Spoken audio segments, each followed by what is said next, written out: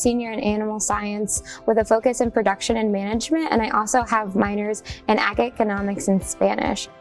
I chose K-State because I wanted a little bit of adventure. I'm from a really small town in Illinois.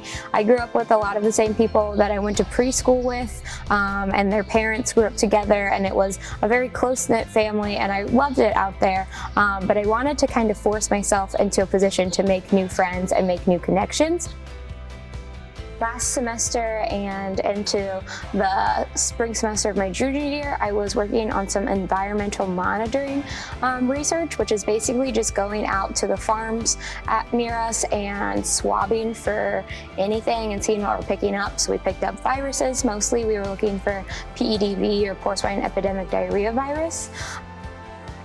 I've been preparing for grad school, so I'll be attending Kansas State here in monogastric nutrition, and I'll be focusing on feed biosecurity and feed safety. So more of kind of the same of what I've done research for in the past. So the environmental monitoring, working with feed mills and the farms themselves.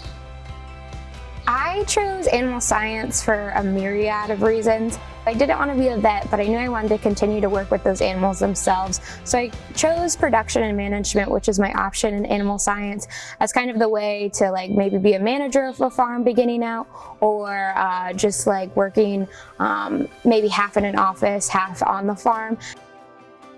A typical day in research kind of depends on the project you're working on. One of the projects I worked on was environmental swabbing. We would go out usually around 6 in the morning, and we would go throughout the farm, and it would take us around 3 to 4 hours to swab throughout the entire farm. You then check pigs for their health, see if anything was wrong and correct it if there was.